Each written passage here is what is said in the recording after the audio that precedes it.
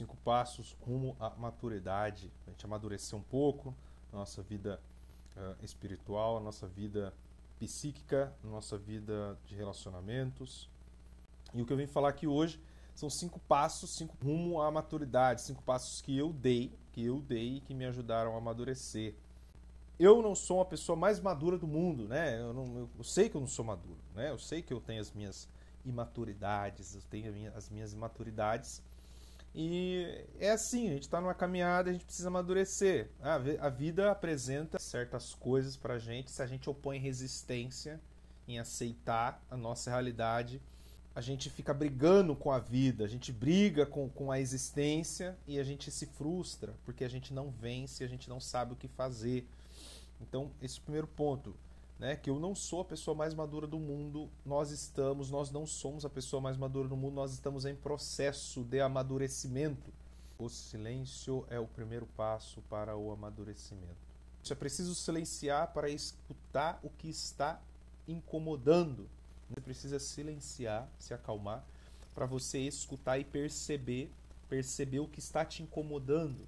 O que está te incomodando. E a partir daí, dar os outros passos. É a partir do silêncio que a gente organiza o que está aqui dentro da mente, dentro do coração. A gente consegue perceber aquilo que está caótico, aquilo que está desorganizado em nós. É a partir do silêncio que a gente faz uma meditação que acontece uma autoanálise, uma autopercepção, e que na espiritualidade cristã nós chamamos de exame de consciência. Exame de consciência, que é nada mais, nada menos que a gente olhar e falar assim, aonde eu errei, aonde eu estou errando, aonde é a minha fraqueza. O primeiro ponto é você silenciar e se questionar o seguinte, né? A partir do silêncio, que é esse primeiro passo para amadurecer. Aonde eu estou errando? Com quem que eu estou errando? Aonde eu mais tenho errado? Como eu me sinto? Eu gostaria que você respondesse como para você mesmo. Como eu estou me sentindo? Estou ansioso? Estou triste? Estou frustrado? Estou decepcionado? Estou com medo? Estou o quê? Né? Estou triste? Então, o primeiro ponto é detectar o nosso estado de espírito, o nosso estado emocional, né? Nosso estado emocional. Depois, é no silêncio que a gente vê onde está desorganizado. E a partir dessa percepção daquilo que está desorganizado, a gente vai para um segundo passo, sendo o primeiro o silêncio para a gente poder se perceber aonde a gente está errando, perceber o nosso estado emocional. O segundo passo é a aceitação da própria realidade e daquilo que eu não posso mudar. Tem coisa que a gente não pode mudar. A gente não pode mudar a sensação de ansiedade, né? 5 passos para você vencer a ansiedade. A ansiedade não é um inimigo para a gente vencer. A gente tem que aprender a conviver com a ansiedade. Então, assim, a aceitação da realidade. Da realidade, qual realidade? Não, eu sou uma pessoa ansiosa. A questão é, eu preciso saber lidar com ela, conviver com ela. Conviver com ela. A ansiedade é uma sombra, o medo é uma sombra. Que a gente precisa aprender a caminhar, conviver com ela, saber lidar, saber identificar a minha realidade, na minha existência, no meu agora, o que eu posso mudar e o que eu não posso mudar. Né? Por exemplo, vem uma notícia, que eu estou com câncer. O que eu posso fazer? O que eu posso fazer? É cuidar do câncer. É cuidar, é ir no médico, é tomar remédio, é fazer quimioterapia, enfim, é fazer terapia para poder saber lidar com o sofrimento, com o sofrimento dos meus parentes que vão sofrer porque eu estou com câncer. Assim, aceitar a minha realidade. O que eu não posso fazer é curar o câncer. Eu posso me tratar. Né? Então, assim, aceitar a sua realidade, aceitar a realidade. O primeiro passo é o silêncio para organizar o caos interior. O segundo passo é a aceitação da própria realidade. Né? Aceitar a sua realidade é o quê? É focar naquilo que você pode mudar. Focar naquilo que você pode mudar, diminuir o seu auto-julgamento, você se julgar como a pior pessoa do mundo, né? Uma visão distorcida e negativa sobre você mesmo. isso deprime, isso gera um comportamento de desânimo, isso desanima e só quer ficar deitado, só quer ficar no sofá e não tem ânimo. E opa, calma aí. Né? Você não é a pior pessoa do mundo. Tem um livro do Augusto Cury que ele fala, né, que você é insubstituível. Né? E no início do livro ele já vai falando que nós somos vencedores. Parte de nós era um esperma que conseguiu alcançar na frente de milhões de outros espermas, alcançou o óvulo. Então nós somos vencedores desde então. Olha que interessante a reflexão dele. Né? Então assim, a gente não é a pior pessoa do mundo. Nós cometemos alguns erros em alguns momentos com algumas pessoas. Né? Então assim, a gente não é a pior pessoa do mundo. É diminuir essa autocrítica, esse autojulgamento que você faz sobre você mesmo. Né? Aceitar a sua própria realidade, fazer o que você pode fazer, né? Aceitar o que você não pode, né? E diminuir esse julgamento. O primeiro foi o silêncio, você silenciar para organizar o seu caos interior. O segundo passo é aceitar a própria realidade, e fazer aquilo que está ao seu alcance de fazer. E o terceiro passo é a busca sincera pela verdade. Neste caso, né, Deus, a religião, a espiritualidade, né, uma busca sincera em dizer: eu estou triste. Hoje eu estou triste. Hoje eu estou ansioso. Eu preciso trabalhar, eu preciso de dinheiro.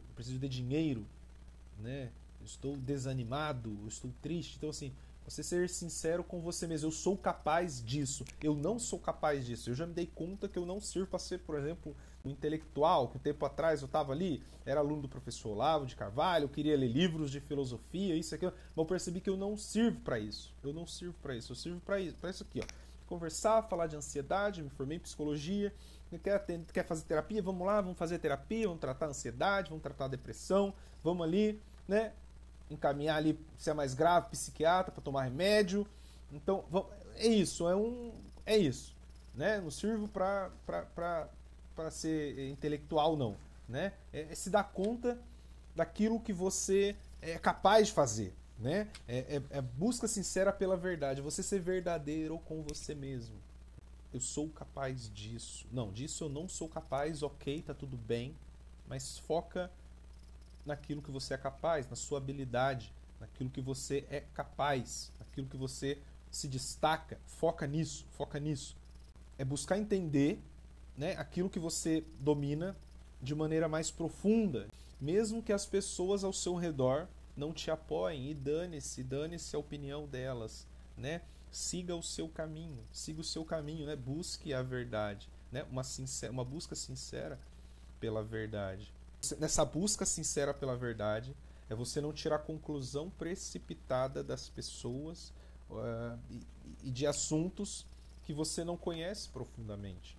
Né? Essa busca sincera pela verdade. Por exemplo, as pessoas julgam, por exemplo, o Doc, né? o Dr. Ítalo Marcílio, as pessoas julgam o professor Olavo. Fala muito palavrão, ele é muito grosso, é isso, é aquilo, o professor Olavo é astrólogo, ele não é filósofo, não sei o quê. Mas as pessoas não só criticam a pessoa, trouxe os dois, porque os dois, né, são pessoas de destaque, né, aí na mídia e tal, nas redes sociais, porque as pessoas, a partir de um post, a partir de uma frase, a partir de um vídeo, a partir de um comentário, elas tiram uma conclusão precipitada do todo da pessoa. Elas tiram uma conclusão precipitada do todo da pessoa a partir de um recorte. Né? E não pode ser assim. Né? Leu todos os livros deles?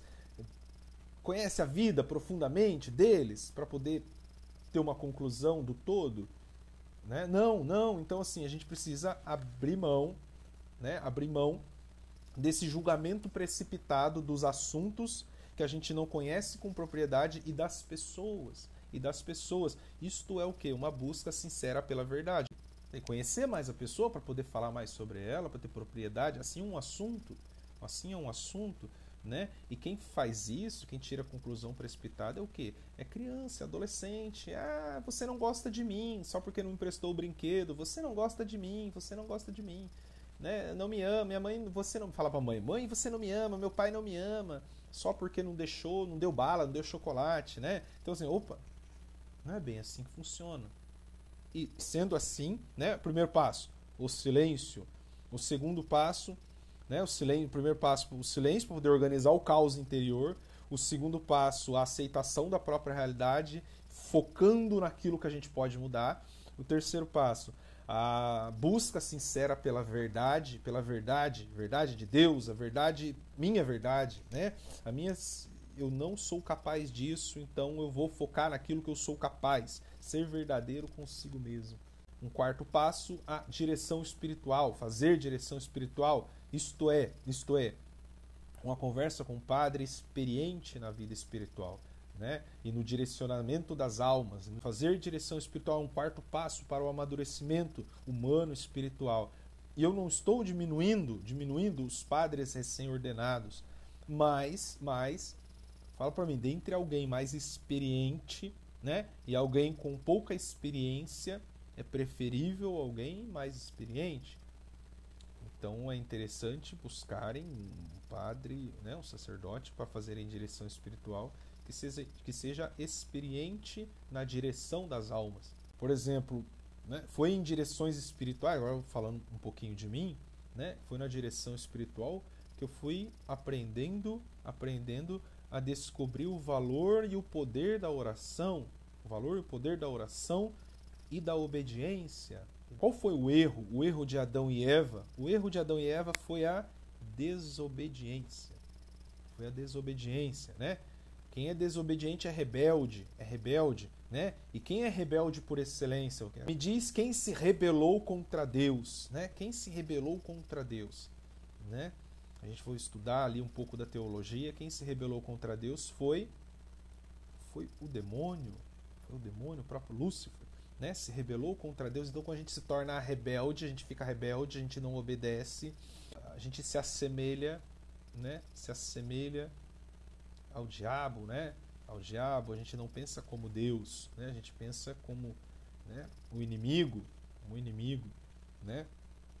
E quando a gente obedece a um diretor espiritual, a gente avança na vida espiritual, porque a gente renuncia a nossa vontade rumo à vontade de Deus manifestada na presença, na pessoa do diretor espiritual. Mas, e se a gente estiver desordenado, se estiver confuso nas nossas emoções, nos nossos afetos, né, na nossa vontade, nos nossos desejos, a gente precisa cuidar dessas áreas da nossa vida. É onde entra o quinto passo. Se na direção espiritual a gente precisa obedecer o diretor espiritual, a gente precisa, para a gente crescer espiritualmente, a gente precisa ter um diretor, um padre experimentado na vida espiritual e na direção das almas, e a gente precisa obedecê-lo. Você quer jejuar 3 vezes por semana, você quer pôr silício, você quer se bater, você quer rezar ajoelhado, mas o seu diretor fala, não, reze diariamente 1/3 apenas, né?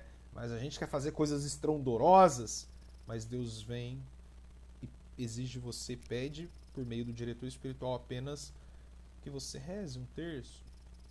E você, na obediência, você avança na vida espiritual muito mais se você estivesse fazendo por conta própria 3 jejuns por semana, fazendo um monte de coisa da tua cabeça. Não adianta um diretor espiritual se as nossas emoções estão desordenadas, se o nosso afeto está desordenado, se a nossa vontade e o nosso desejo estão desordenados.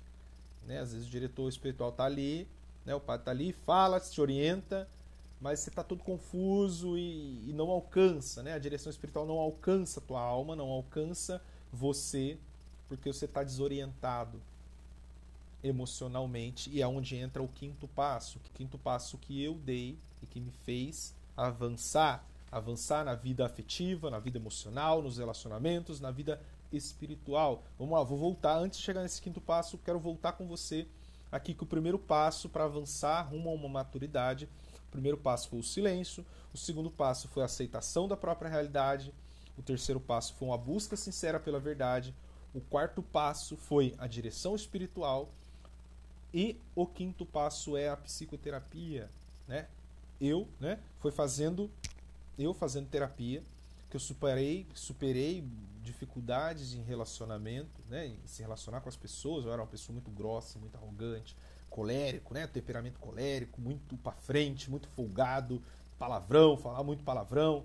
Então, assim, devido a ter crescido em um lar assim um pouco conturbado pelo fato do meu pai ter sido alcoólatra, né? Então, assim, muita revolta, muita briga, muita discussão, muita arrogância. Então, assim, imagina, né, uma criança, um adolescente vivendo num ambiente assim, como que ele se comportaria, né? Numa escola, ou então com as pessoas, vivia arisco com as pessoas, né? Então, assim, com a terapia, eu aprendi a lidar melhor com a minha ansiedade, os meus medos, né? Saber lidar com os relacionamentos, vendo que as pessoas não eram uma ameaça para mim, as pessoas só queriam se aproximar e ser amigas de mim, né?